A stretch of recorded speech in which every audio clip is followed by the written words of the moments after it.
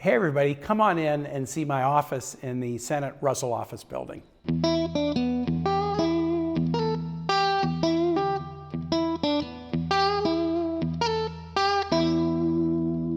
So first, I've got a little John McCain shrine.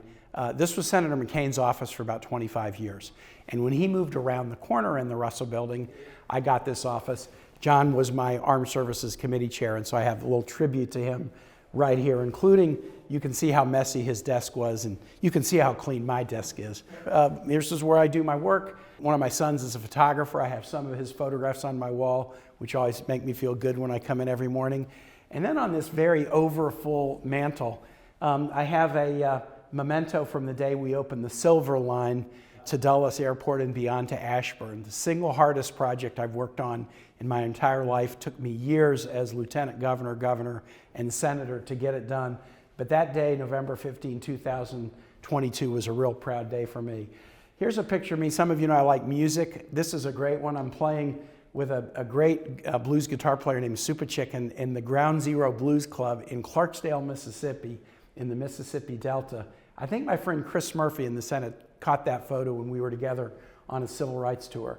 A young student in Charlottesville who was worried about kids in her class being deported did this drawing for me, be the hero trying to stand up for kids who didn't have anybody to stand up for them, and I keep it for motivation. My wife Ann, my inspiration and my favorite public servant. And then as we move here, this is a little bit about Ann's family history. Her father, Linwood Holton, was the first elected Republican governor of Virginia. And this is a picture that was a front page photo in the New York Times in September of 1970. And it is him escorting my sister-in-law, Taylo, into Kennedy High School in Richmond. When Governor Holton became governor, he declared that the age of massive resistance and segregation was over. And he demonstrated that by escorting Taylo into what had been a predominantly African-American high school. That made the front page of the New York Times. It's in history books everywhere because it showed a governor in the South willing to turn and face forward and say that education was important enough that kids, whatever their skin color, should be able to learn together. All right, well, continuing my music theme from playing blues music over there, here is a great piece of art done on the back of a cardboard box by a Virginia artist. That's the Carter family, the family in Southwest Virginia, Scott County, who kind of invented modern country music along with other pioneers at the time. I'm such a big fan of Carter family music. I play a lot of their music with bluegrass bands around Virginia, and I think that work of art really captures something about them and about the art form. And finishing up on the art theme as we get to the fourth wall, this is a painting by a Richmond artist, Mark Campbell, of the James River in Richmond.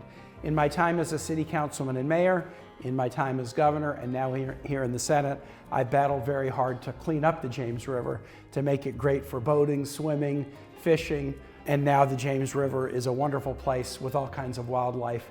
It's kind of gone from being the sewer of Richmond into Virginia's front porch and front yard. It's the place that gathers everybody for events and to experience beautiful nature, and I'm very proud of it. Makes me a little bit homesick when I'm in DC and I walk out and see that picture from Richmond every day, but it also reminds me of how blessed we are as Virginians to have such glorious natural bounty.